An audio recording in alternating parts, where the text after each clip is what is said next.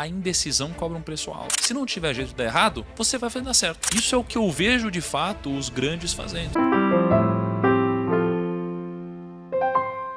Eu tinha atingido minha liberdade financeira com 26, 27 anos, foi cedo. E aí eu comecei a pensar, caramba, cara, como que eu consegui atingir minha liberdade financeira, né? Porque, por mais que eu tivesse tido muito amor na minha vida, eu tive muito perrengue também. Então eu era o cara que eu trabalhei como barman, como garçom, né? E eu lembro que no momento que os meus amigos estavam indo nas festas para se divertir, né? Então eu lembro que eu trabalhava mais do que todas as pessoas que estavam ao meu redor, né? E a maioria das pessoas não se preocupavam com isso. No final de semana eu trabalhava, a maioria não se preocupava com isso. Então eu tive um momento muito difícil da minha vida em relação a esforço, em horas de trabalho. E chegou um belo momento que eu atingi minha liberdade financeira. Eu falei, caramba, peraí. Com certeza eu dei algum tipo de sorte, mas eu devo ter feito alguma coisa certa também para ter atingido a minha liberdade financeira tão cedo em relação às outras pessoas. E comecei a estudar na época. E uma das pessoas que eu estudei tinha sido Napoleão Hill, né? O Napoleão Hill foi um cara que estudou sobre riqueza na época dele, né? No tempo dele. Só que num tempo onde não existia internet. E aí eu me questionei, poxa, será que existe algum motivo do porquê as pessoas prosperam? E eu pensei, como temos acesso à internet hoje, imagina como a gente não pode fazer uma análise muito mais quantitativa do que ele fez na época dele. E aí foi daí que a gente começou a ir em busca do porquê algumas pessoas prosperam e outras não. Será que existe um código? Um dos primeiros grandes nomes que tinha conseguido tinha sido Chris Gardner. Na época da escola de vocês, tinha aquela aula onde a professora faltava e todo mundo assistia filme? Tinha, não tinha? Na minha também. E aí era sempre o mesmo filme, cara. A Procura da Felicidade. Era o mesmo filme, cara. Era sempre esse mesmo filme. E aí, mais pra frente, talvez por uma inspiração disso ou por um acaso, eu virei um assessor de investimentos. Que era exatamente o que o Chris Gardner fazia no filme A Procura da Felicidade. E eu virei justamente isso aqui no Brasil, então ele era um dos meus grandes ídolos. E aí quando ele vinha pro Brasil, eu fui um dos caras que tive acesso a conversar com ele. E aí eu fui pro hotel onde eles estavam hospedados pro evento, e eu sempre fui um cara de me esforçar mais do que a média. E nesse dia, tinha um horário para gravar com o Chris Gardner. Era 11 horas que eu ia gravar com o Chris Gardner. Só que eu tinha chegado extremamente cedo esse dia. Eu nem lembro se tinha chegado 5, 6 da manhã, sei lá. E aí, a gente muito cedo preparou tudo. Então já tinha poltrona, já tinha câmera, tinha tudo isso. E devia ser, sei lá, nem 7 da manhã. E nesse dia ia gravar eu, a Forbes, a Globo e o BTG Pactual na época. E aí, por algum motivo, o Chris Gardner ele veio mais cedo. Tava ele com uma assessora e a assessora olhou para mim e falou assim, não, a gente não vai gravar com esse menino agora não. É só depois e se sobrar tempo, né? Aí o Chris Gardner olhou que eu tava pronto. Aí ele falou, não, vou gravar sim. Aí ele veio andando, aquele brutamontes assim. Aí ele falou, garoto, eu vou gravar com você porque você tá pronto e os profissionais estão sempre prontos. Aí eu lembro que uma das primeiras perguntas que eu fiz foi, por que você tem 2 relógios? Aí ele falou, porque eu não tenho tempo pra perder.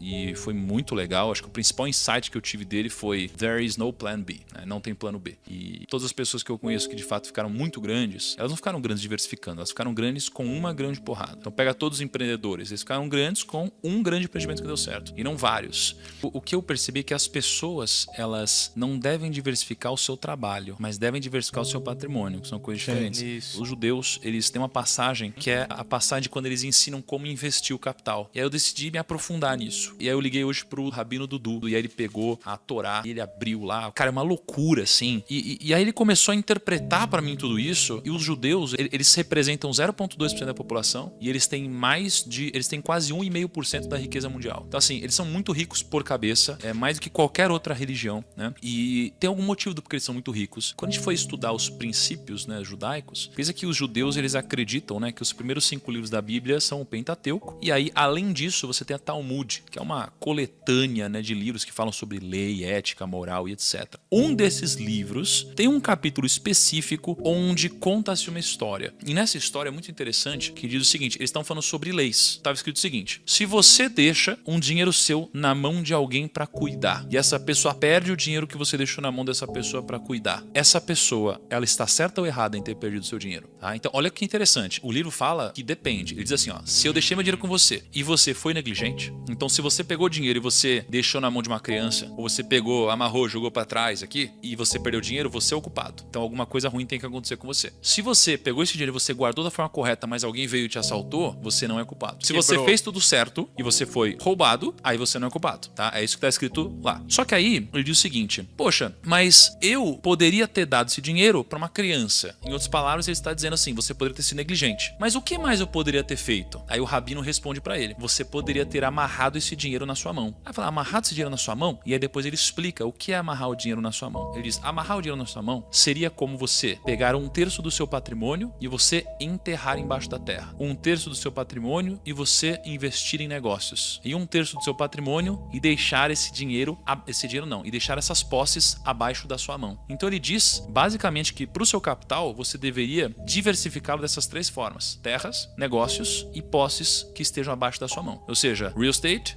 ações e reserva de valor. Então é muito interessante quando a gente fala sobre diversificação e quando o Chris Gardner fala sobre plano A, que eu vejo que o que te enriquece é o trabalho. Então no trabalho não existe espaço para plano B, C, D, é um único plano. Por quê? Porque se não tiver jeito de dar errado, você vai fazer dar certo, tá?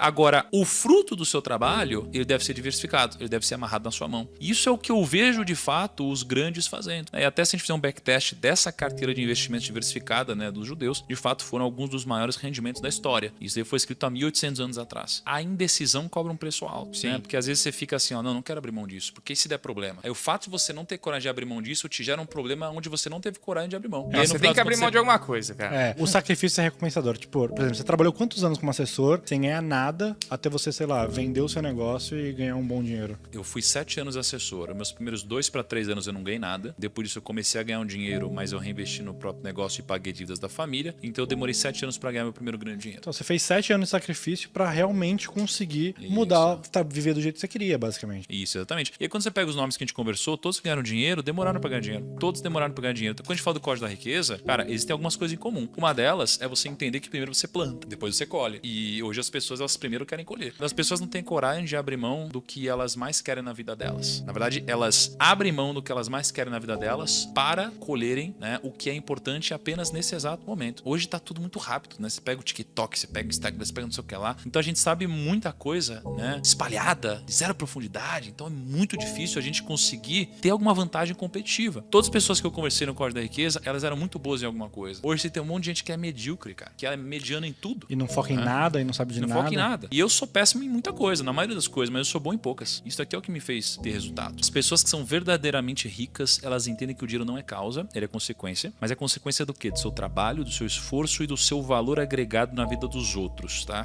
Trabalho, esforço e valor agregado. Isso daqui é o que vai tirar riqueza.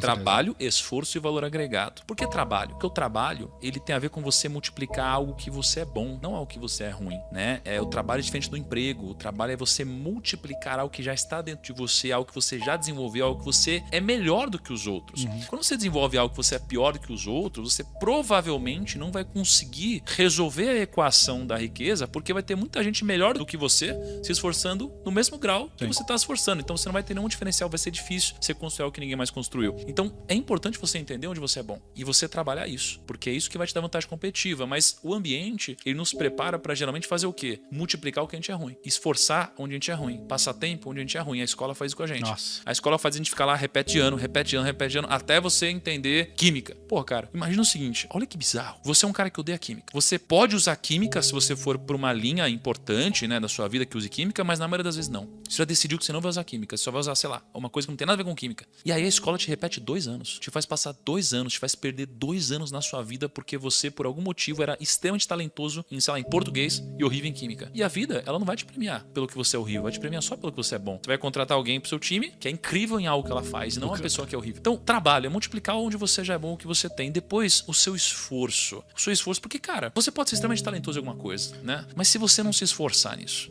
esquece. Você precisa de esforço, concorda? Porque senão você vai ser mais um medíocre, cara. Aliás, eu tô cansado de gente que não se esforça, cara. Tô cansado, eu fico puto com isso.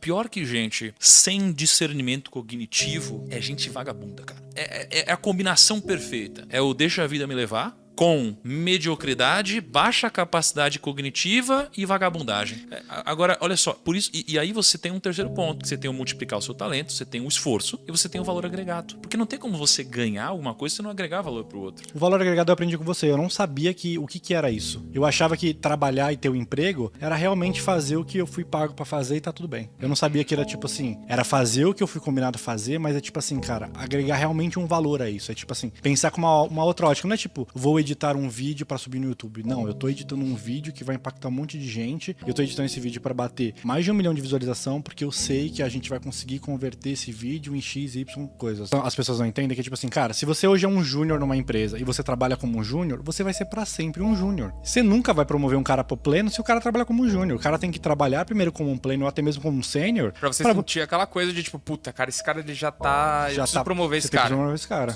Não dá pra não promover esse cara, né? Exatamente. Tem que chegar nessa parada. E aí eu tava com o Jeffrey Myron, eu falei assim, Jeffrey, o que é riqueza pra você? E aí ele falou assim, tem 3 tipos de definições pra riqueza. Aí ele falou assim, a primeira é a riqueza financeira. Mas não é a única definição, mas é a primeira definição. A riqueza financeira é ter um patrimônio bacana que você construiu ao longo da sua vida. Então, mas você tem também a riqueza humana, que é o conhecimento que temos como indivíduo e a nossa capacidade de transmitir isso para outras pessoas, criando relações entre si. Isso é riqueza também. E a terceira riqueza é a riqueza vital, que ele diz que é basicamente a saúde, porque sem ela, as outras duas não fazem sentido nenhum. Então não adianta nada ter só a riqueza financeira se eu não tiver a riqueza vital. Não adianta nada ter riqueza financeira e a vital se eu não tiver a riqueza humana, porque vai me faltar alguma coisa. Vocês sabem como nasceu a previdência privada? A gente tem a previdência privada e a previdência social. A previdência social, né? Lá atrás, lá no exército romano, eles criaram um formato onde eles pegavam 2/7 do salário dos soldados romanos. E aí eles convertiam isso daqui no futuro em benefícios para eles e aí depois dá um pedaço de terra para os romanos. Aí mais para frente, na Prússia, eles, lá em 1883, se eu não me engano, com Otto von Bismarck,